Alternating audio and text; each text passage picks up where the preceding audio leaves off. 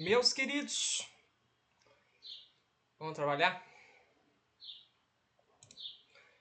Na, na última aula que eu deixei gravada para vocês sobre a Frente C, nós paramos falando justamente da crise da Era Vargas, né?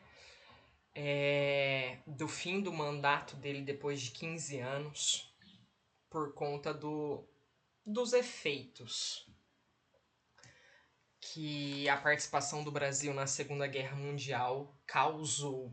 A pressão social, a pressão política, a, a falta de concordância entre aquilo que nós combatemos lá fora e aquilo que vivíamos aqui dentro é o que levou o governo de Vargas ao fim, certo? Pois bem, então nós temos a convocação de novas eleições. Essas eleições vão acontecer dia 2 de dezembro de 45 e elas vão escolher não só aquele que seria o novo presidente, mas também os deputados para a Assembleia Constituinte, né, que elaboraria uma nova Constituição para colocar um ponto final no Estado Novo, tá? Nessas eleições, de um lado nós temos Dutra, que vai aí fazer uma coligação PSD, PTB, certo? Contra o Eduardo Gomes, que era da UDN, e Edo Fiuza, que era inclusive do PCB, do Partido Comunista do Brasil, certo? Essa aliança aqui, ó, que sustentou o Dutra, era imbatível. Porque aqui nós temos os caciques, a galera que comanda a política do PSD, e no PTB, quem vem? A estrutura sindical, que eram os apoiadores de Vargas, certo? O grande incômodo aqui nesse processo eleitoral foi a expressiva votação do PCB, do Partido Comunista do Brasil, de Edo Fiuza, tá? Inclusive, o PCB, o Partido Comunista, conseguiu eleger 15 deputados para a Constituinte e mais um senador, Luiz Carlos Prestes, certo? E aí nós temos no início o trabalho da Constituinte, tá? O Partido Comunista tá fora da ilegalidade, né? Por isso que eles conseguiram justamente eleger tantos deputados e um senador. O trabalho da Constituinte, então, elabora a nossa Constituição de 1946, que tinham características muito diferentes da Constituição de 37, né? Ela ficou conhecida como uma Constituição liberal, porque retomou a autonomia regional, né, de forma federalista, associando os 20 estados da época, estabeleceu eleições diretas para o executivo e o poder legislativo, igualdade perante a lei, liberdade de pensamento, liberdade de associação, garantia ampla defesa aos acusados, o direito da propriedade, certo? Estabeleceu aqui o mandato de 5 anos e o voto aqui para maiores de 18 não incluindo aí analfabetos e soldados, tá? Só que a Constituição de 46, ela traz algumas limitações importantes, como por exemplo, o direito de greve, tá? Isso tudo está em total consonância com o momento que nós estamos vivendo. Ó, estamos justamente dentro de um cenário da Guerra Fria. Estamos justamente aqui falando de um momento onde o mundo viveu uma bipolarização. Havia um medo, uma ameaça, um inimigo comunista sempre muito alimentado aqui dentro. Então, esse direito à greve está limitado ali na Constituição, tá? Outra coisa, embora estejamos falando da liberdade de associação, mas a Constituição prevê a presença do Estado na organização sindical, certo? E outro dado importante, que vai ficar mais claro lá na frente, quando eu explicar para vocês, a Constituição aqui de 46 também é uma Constituição que estabelece a indenização de qualquer terra em caso de desapropriação. Indenização para desapropriação significa uma inviabilização da reforma agrária. Tá? Então, a Constituição de 46, ela basicamente inviabiliza a reforma agrária. Isso vai ficar mais gritante ainda quando lá na frente nós falarmos sobre o governo de Jânio Quadros. Ok? E estamos aqui em 46, né? No contexto da Guerra Fria, o engajamento brasileiro estava ao lado de quem? Dos Estados Unidos da América, né?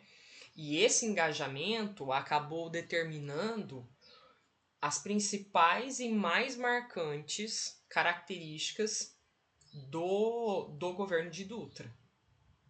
No âmbito econômico, Dutra desenvolveu uma política de muita aproximação brasileira com os Estados Unidos da América, marcada por uma abertura do país às exportações.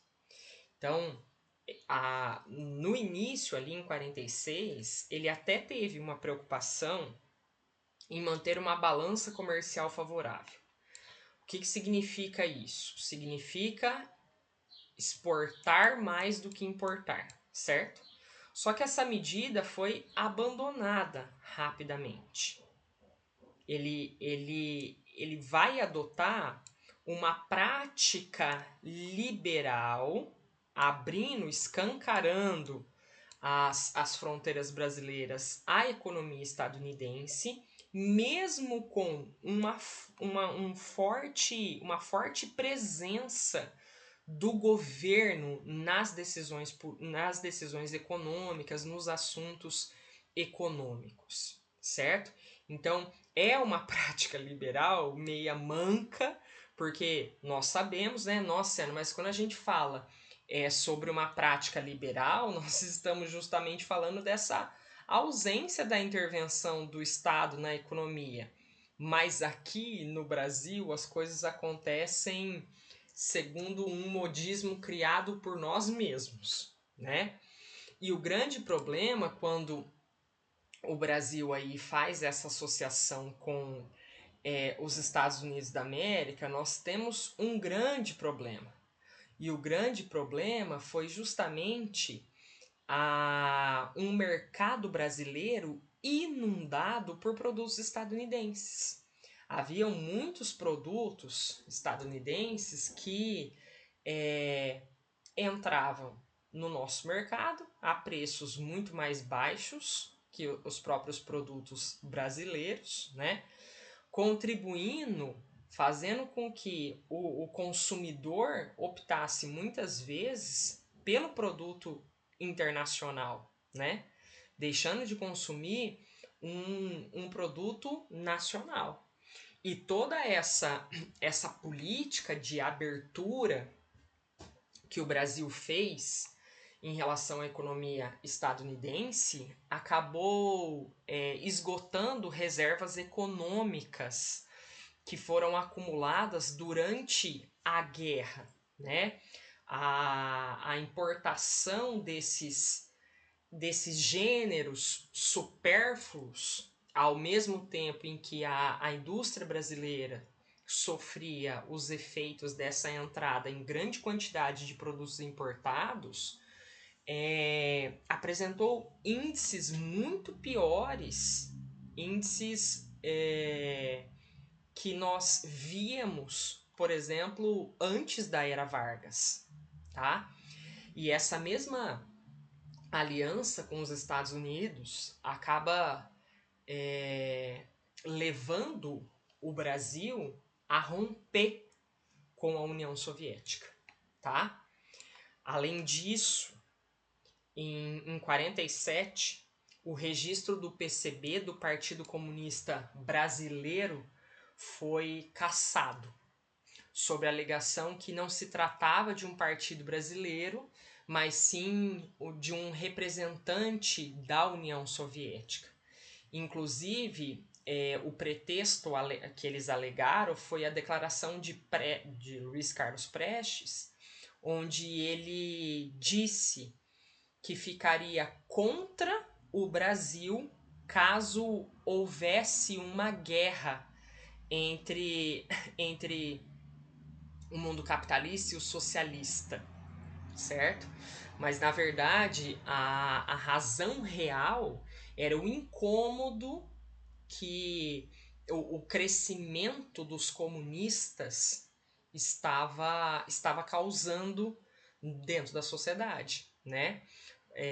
E inclusive vários países da América Latina, os partidos comunistas foram colocados na ilegalidade, né? E aqui dentro do Brasil, a decisão de colocar o PCB na ilegalidade foi acompanhada justamente pelo início da intervenção do governo nos sindicatos, marcando uma postura de endurecimento em relação ao movimento popular, né? Então, e claro que todas essas medidas trouxeram alguns, digamos, benefícios para o próprio Brasil. Em agosto de 49, se instalou aqui no Brasil a Escola Superior de Guerra, né? A Escola Superior de Guerra foi a grande responsável pela elaboração da Teoria de Segurança Nacional, que versava sobre a ideia da defesa das fronteiras, né? Então, na teoria, estava claro que a defesa do território supostamente ameaçado por uma provável invasão comunista só seria eficaz, né, se aqui dentro do país tivesse uma política séria de combate ideológico e militar aos inimigos internos, né? E inimigos externos. Quem são esses inimigos internos e externos? Os comunistas. Ok? Então, ao mesmo tempo em que nós teremos um treinamento militar dado pelos Estados Unidos da América, investimentos na Escola Superior de Guerra, na verdade uma forma tanto do governo quanto dos Estados Unidos da América de conseguir blindar o território das supostas ameaças dos comunistas aqui dentro. E em 47, o governo procurou rever uma linha econômica surgiu ali em 47 o chamado Plano SALT, que é marcado por uma iniciativa do governo nos campos de saúde, alimentação, transporte e energia, tá? Setores estratégicos aqui que receberiam aí mais investimentos. Entretanto, esse projeto econômico do governo jamais foi alcançado, tá? Vários elementos contribuíram para que isso não desse certo. É um momento de endividamento externo, é um momento de zerar as reservas do país, né? Como o mercado brasileiro foi inundado por produtos importados, nós temos muitas indústrias fechando suas portas, então gerando desemprego, certo? Então o plano é um verdadeiro fracasso. Só que o fracasso do plano SALT abriu espaço para o crescimento de um debate político aqui dentro entre os liberais e os nacionalistas, que inclusive é o grande debate que vai permitir que Vargas concorra às próximas eleições e saia justamente vitorioso. Porque o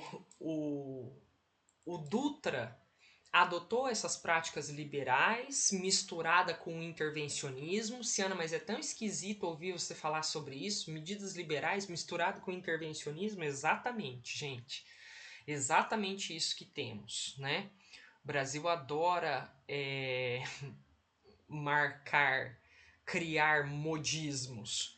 Só que essa política de Dutra foi uma política que trouxe sérias consequências econômicas para o país, né? Não vamos sair do governo de Dutra aí em 51 com índices econômicos satisfatórios. Então, esse era o ponto, essa era a chave da discussão do Brasil naquele momento, né? Qual será exatamente o caminho certo a ser seguido? E é aí que Vargas entra na jogada, mas espera aí que já vem outro vídeo aí falando sobre Vargas, tá bom?